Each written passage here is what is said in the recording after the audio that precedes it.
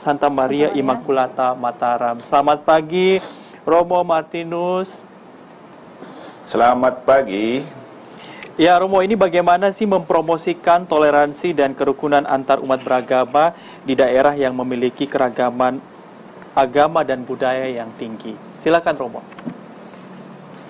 Oke, terima kasih. Pertama saya perlu diplot bagi untuk mereka. Dan mereka senang. Dan saya menemukan bahwa ternyata seorang Romo itu sangat berharga di mata mereka.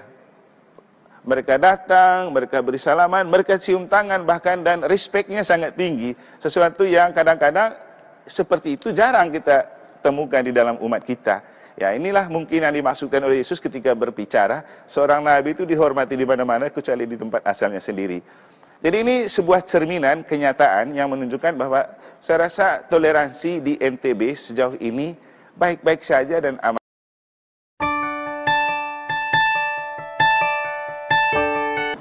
Adat. Iya, ini membuktikan bahwa toleransi dalam kemajemukan masyarakat. Seperti itu ya, Aldi. Iya, dan pemirsa, kalau tadi kita sudah melihat di Bali, saat ini kita ke Nusa Tenggara Barat ya. Nah, pemirsa, toleransi ini merupakan ketahanan sosial dalam keberagaman dan masyarakat heterogen di satu daerah dengan latar belakang perbedaan agama, suku, adat istiadat, hingga tradisi di Indonesia selalu dapat menjaga sesama dengan prinsip-prinsip kepercayaan setiap individu. Nah, untuk mengetahui bagaimana sudut pandang tokoh agama terhadap toleransi dalam kemajemukan di wilayah Kota Mataram yang heterogen, ini kita telah terhubung dengan Romo Martinus Emmanuel Ano yang merupakan dekan NTB dan pastor paroki Santa Maria Immaculata Mataram. Selamat pagi, Romo Martinus. Selamat pagi. Ya, Romo, ini bagaimana sih mempromosikan toleransi dan kerukunan antar umat beragama di daerah yang memiliki keragaman agama dan budaya yang tinggi? Silakan, Romo. Oke, terima kasih. Pertama saya perlu memperkenalkan diri saya supaya apa yang saya sampaikan ini bukan omon-omon begitu, tetapi lahir dari kenyataan dan pengalaman yang saya alami. Karena saya itu seorang pastor Keuskupan Denpasar yang banyak waktu saya dihabisi berkarya di NTB, mencakup Pulau Sumbawa dan Pulau Lombok. Dan sekarang ini saya punya disposisi itu dipercayakan oleh Bapak Uskup sebagai dekanat NTB yang mencakup 8 paroki yang ada di NTB, 3 di Pulau Lombok, dan 5 di Pulau Sumbawa. Saya sendiri pernah bertugas di Sumbawa Besar, di pusat kotanya itu selama 3 tahun, menjadi imam muda setelah ditabiskan.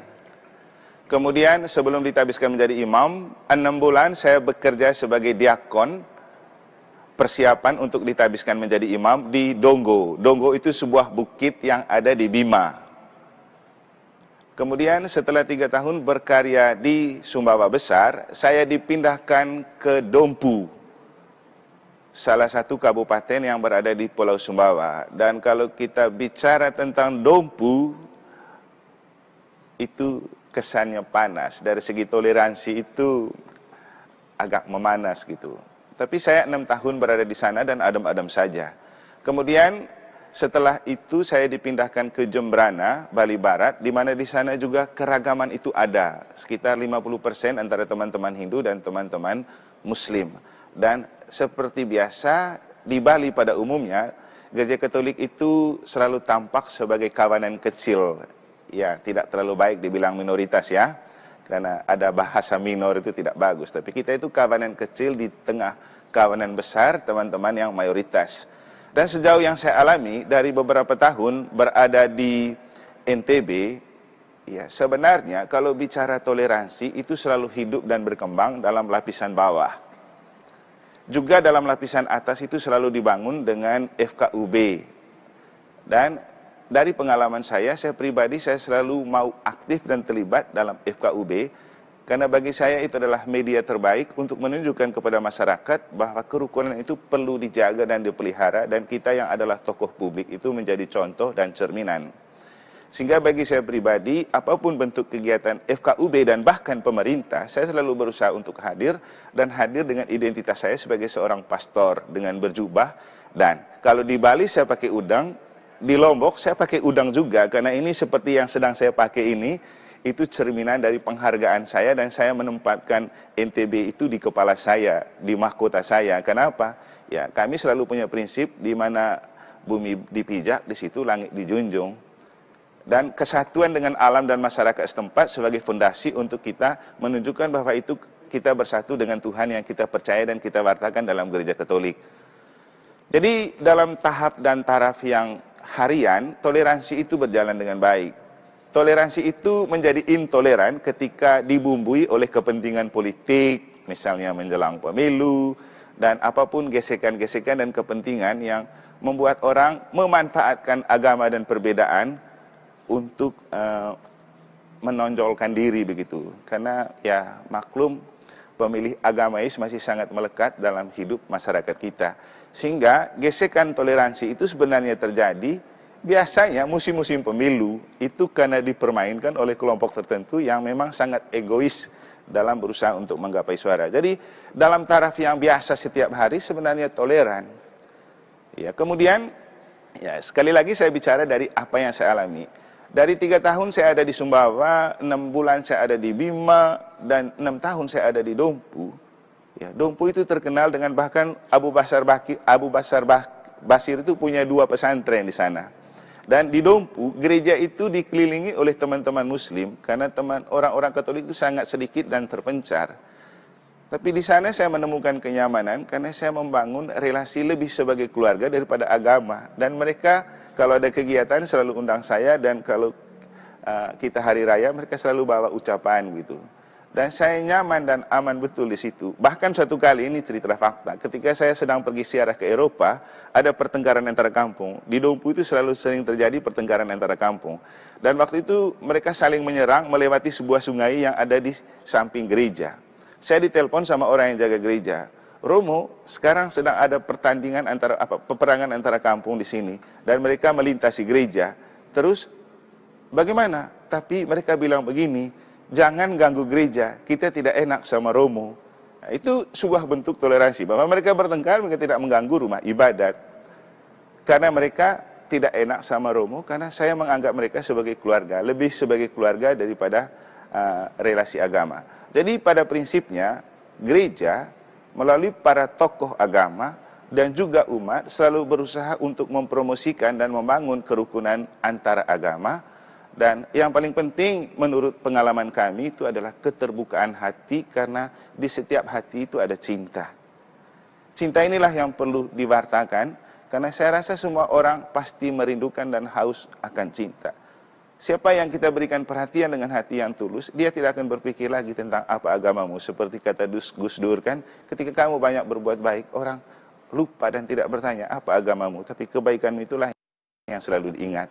Dan saya pikir itulah yang perlu kita bangun terus. Gereja Katolik ini punya ajaran cinta kasih universal, yang coba menerjemahkan kedekatan dan cinta kasih kepada Allah itu dengan cinta kepada sesama. Karena kita akan menganut ajaran, siapapun manusia yang diciptakan, apapun agamanya, diciptakan sebagai imago Dei, gambar dan rupa Allah. Jadi itu pemahaman pertama yang perlu dibangun, bahwa perbedaan itu realita, dan kita telah membangun bangsa ini dalam perbedaan, dan perbedaan itu mengasihkan kalau disatukan, bukan diseragamkan. Saya sendiri kalau kemana-mana untuk mempromosikan kerukunan ini, baik dalam pertemuan dengan tokoh agama atau juga dengan masyarakat, selalu memakai pengandaian ini. Kita bicara kerukunan dan toleransi, itu harus ada unsur sportivitas. Dan kalau bicara sportivitas, itu olahraga atau sepak bola itu menjadi inspirasi terbaik kita membangun toleransi. Kita lihat tim sepak bola, dia tidak memandang agama, tapi dia hanya melihat kelebihan dari setiap lini untuk membangun sebuah tim. Maka hidup beragama kita juga harus memperhatikan dan menghargai setiap perbedaan sekecil apapun, karena ia tetap sangat berharga. Atau seperti gitar tali 1, 2, 3, 4, 5, 6, ada yang kecil, ada yang besar, ada yang untuk sopran, ada yang untuk bass. tapi ketika dimainkan bersama, entah besar atau kecil, itu tampak harmoni dan indah untuk didengar. Jadi keragaman kita juga akan tampak harmoni dan menarik itu ketika semua diperankan dan dimainkan apapun perbedaannya. Kemudian, apa tantangannya? Yang pasti tidak ada toleransi tanpa tantangan. Tantangan utama itu bisa muncul dari dalam, bisa juga muncul dari luar. Dari dalamnya begini, ketika kita memupuk sikap egois, ingat diri dan menganggap diri paling benar, paling suci dan paling kudus, itu adalah halangan dan tantangan terbesar untuk membangun toleransi. Itu dari dalam. Maka kalau kita terus menganggap diri paling benar, paling hebat, paling suci, ya saya rasa itu seperti katak dalam tempurung, yang ketika kita bunyi di dalam, kita kelihatan besar dan hebat.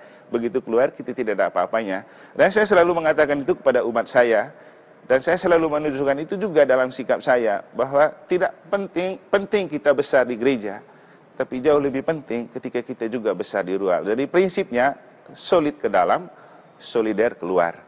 Dan dalam konteks hidup di Mataram, saya sudah sejak bulan Juli pindah ke Mataram, itu kita sudah coba membangun toleransi itu dengan hadir dalam kegiatan pemerintah, hadir dalam kegiatan bersama teman-teman FKUB, juga hadir dalam hidup bersama masyarakat. Kami baru-baru dalam rangka merayakan Paskah, bentuk APP itu membagi sembako dengan masyarakat di sekitar gereja. Itu di lingkungan pusaka.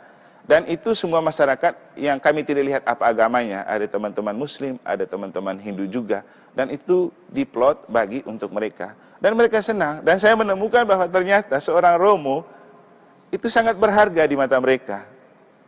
Mereka datang, mereka beri salaman, mereka cium tangan bahkan, dan respectnya sangat tinggi. Sesuatu yang kadang-kadang seperti itu jarang kita temukan di dalam umat kita. Ya, inilah mungkin yang dimaksudkan oleh Yesus ketika berbicara, seorang nabi itu dihormati di mana-mana kecuali di tempat asalnya sendiri. Jadi ini sebuah cerminan kenyataan yang menunjukkan bahwa saya rasa toleransi di NTB sejauh ini baik-baik saja dan aman-aman saja. Bahwa ada berita-berita di media, sekali lagi, kita diajarkan untuk tidak percaya kepada berita palsu atau hoax. Atau kita diajarkan untuk selalu meng-cross-check ketika ada sebuah berita yang sedang beredar, kita coba bertemu untuk cross-check kebenarannya. Karena ya, kita selalu menganut kebenaran itu harus sesuai antara apa yang dibicarakan dan fakta. Nah, contoh, suatu kali beberapa saat lalu menjelang pemilu, ada sebuah isu yang diedar oleh media tentang kristenisasi oleh orang asing di Lombok. Itu sudah ramai di media. Termasuk saya juga pernah dimintai untuk wawancara di TVRI waktu itu. Apa yang terjadi? Setelah berita itu beredar, semua tokoh agama, tokoh masyarakat dihubungi dan dikoordinasi tentang kebenarannya. Kita memberikan klarifikasi dan kemudian isunya redam dan tidak menyulut gitu. Nah, ini contoh. Jadi sebenarnya toleransi dalam tataran yang masyarakat biasa sehari-hari itu berjalan dengan baik. Saya juga menyaksikan banyak sekali di Lombok ini teman-teman Katolik yang menikah dengan teman-teman dari Lombok sendiri. Dan mereka itu tetap membangun relasi kekeluargaan ketika hari raya saling bersilaturahmi. Baru-baru ada hari raya Lebaran dan Idul Fitri. Saya melihat banyak umat Katolik yang pergi berkumpul bersama keluarganya, merayakan Lebaran bersama keluarganya, dan juga waktu mereka merayakan Natal, keluarganya datang. Ini contoh bahwa kemudian masih ada sisa-sisa radikalisme dan intoleransi. Saya rasa di dunia ini tidak ada yang sempurna ya. Nobody is perfect. Tidak ada manusia yang sempurna dan tidak ada orang yang sempurna dalam hidup. Begitu juga dalam hidup bersama. Kita kumpul dengan aneka watak, karakter, budaya, latar belakang, agama. Itu tidak akan pernah ada keharmonisan yang sempurna. Tapi yang sempurna ketika kita membuka hati untuk mengasihi tanpa batas. Kata Yesus, hendaklah kamu sempurna seperti Bapamu. Bukan supaya kita menjadi Tuhan, tapi setidak-tidaknya menghidupkan definisi Allah yang adalah kasih dengan mengasihi Tuhan dan mengasihi sesama tanpa pilih kasih, tanpa pandang bulu. Saya rasa ketika kita hidup dengan hati yang penuh kasih, kita tidak akan berpikir tentang apa latar belakang dan perbedaan kita.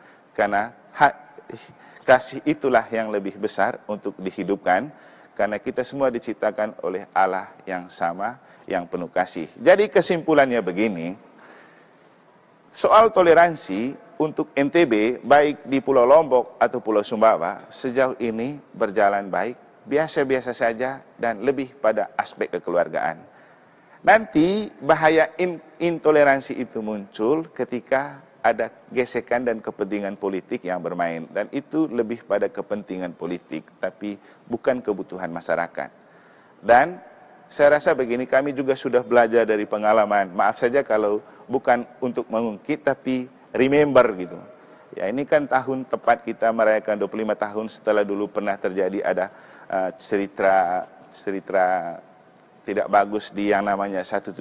Dan sejak saat itu sudah tidak ada lagi gesekan intoleransi yang ada di NTB. Dan saya rasa masyarakat semua sudah sadar sekarang, sudah paham bahwa hidup bersama itu penting dengan menghargai perbedaan, dan itu selalu dicanangkan oleh pemerintah. Apalagi dengan pemerintahan baru sekarang kami punya gubernur ini pernah jadi dubes di Turki. Jadi dari segi wawasan sudah global lah. Kita tunggu bahwa cara berpikir yang global itu terus diterjemahkan dalam cara hidup orang-orang di NTB untuk mencintai keanekaragaman. Dan harapan selanjutnya, supaya toleransi ini tetap dijaga dan dipupuk.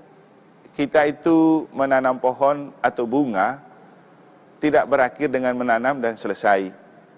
Perlu kita merawat dengan menyiram dan memupuk. Demikian juga toleransi.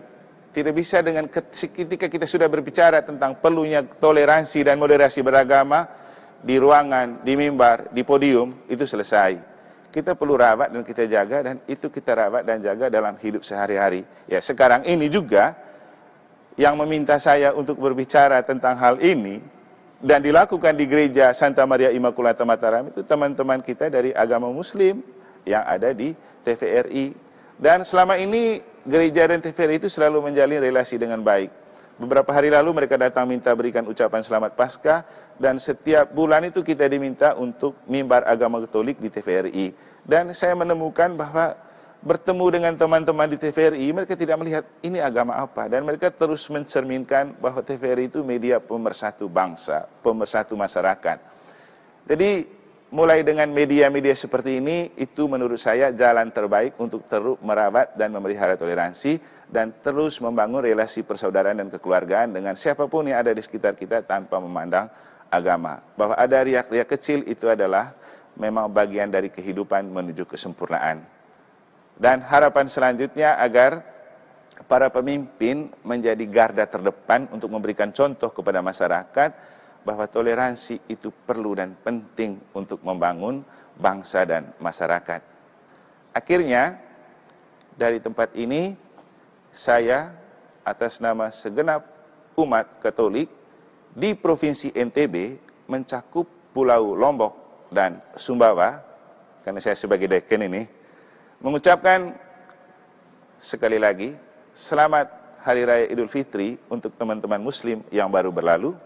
Selamat Tahun Baru Nyepi untuk teman-teman Hindu yang juga hampir bersamaan dirayakan. Dan selamat merayakan Paskah untuk teman-teman Katolik dan Protestan yang juga kita rayakan di bulan yang hampir sama. Bulan lalu di TVRI ketika berbicara tentang masa aksi puasa pembangunan, saya menyampaikan hal yang sama. Kenapa hari raya tiga agama besar ini pada tahun ini berjalan hampir di waktu yang sama?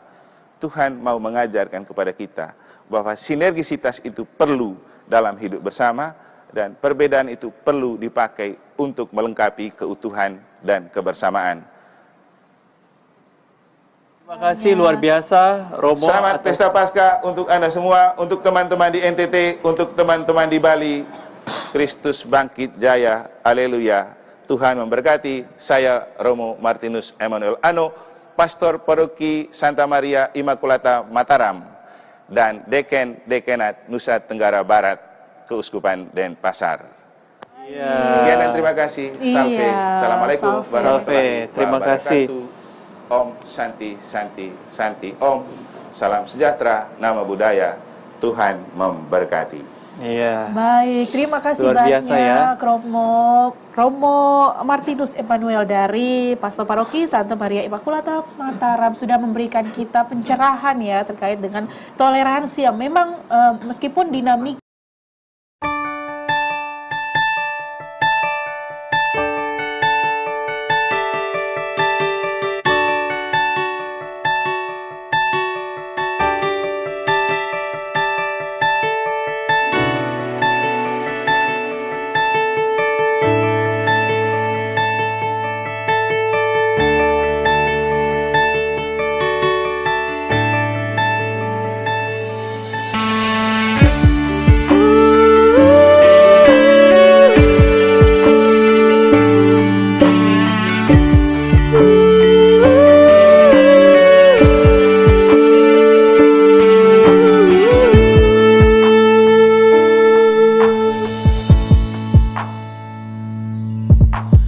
Hidup itu syarat tanpa batas, namun akan sirna saat raga tak bernyawa.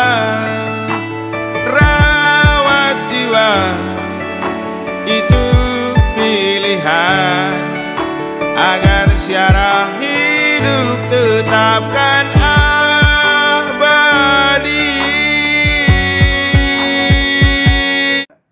Mereka asik juga, mereka juga asik menikmati.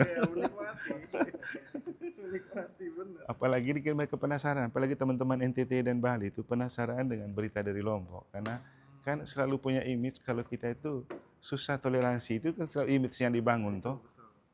Makanya kita tuh berusaha untuk orang datang banyak biar lihat sendirilah kenyataan di sini. Makanya tadi cerita pengalaman sama teman-teman TVRI juga.